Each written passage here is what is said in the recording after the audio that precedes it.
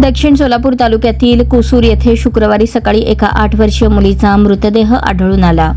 सदर मुलीचा मृतदेह शवविच्छेदनासाठी ग्रामीण रुग्णालय मंद्रुप येथे पाठवण्यात आला होता। या संदर्भात पोस्टमार्टम रिपोर्ट आल्यानंतर संबंधितांवर कायदेशीर कारवाई करणार असल्याचे मंद्रुप पोलीस ठाण्याचे सहाय्यक पोलीस निरीक्षक मनोज पवार यांनी शनिवारी 1 वाजता पत्रकारांशी बोलताना सांगितले।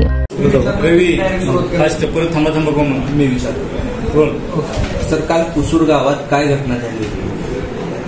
काल 11:30-12च्या सुमारास पोलीस पाटलांनी कळवले की बाबा एका लहान मुलीला मयत झालेली आहे, तिला खड्ड्यामध्ये पुरलेला आहे। सदर माहिती मिळाल्यानंतर आम्ही पोलीस स्टाफ वगैरे सगळे तिथे गेले, विचारपूस केली तर पूर्ण की असं संशय वाटला की बाबा इथं पुरलेली आहे असं तो म्हटला।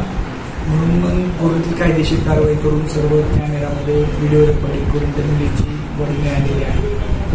काल संध्याकाळी मुलीची बॉडी मिळाल्यानंतर अकस्मात दाखल केलेला आहे। अकस्मात दाखल करून पीएमसाठी काल दिलं होतं। आज पीएम झालेलं आहे। आता पीएम रिपोर्ट प्राप्त झाल्यानंतर पुढची कायदेशीर कारवाई करण्यात येईल। या संदर्भातले जे तपास आहे सध्या तपास कशा पद्धतीने चालू आहे, कोणाकोणावरती संशय म्हणण्यापेक्षा पीएम रिपोर्ट आला। पीएम रिपोर्ट आल्यानंतर आम्ही सगळ्यांकडेच तपास करत आहोत। सगळ्यांकडे तपास करून पीएम रिपोर्ट काय येतोय त्याच्या अनुषंगाने पुढील योग्य ती कायदेशीर कारवाई करण्यात येईल। खूप छान।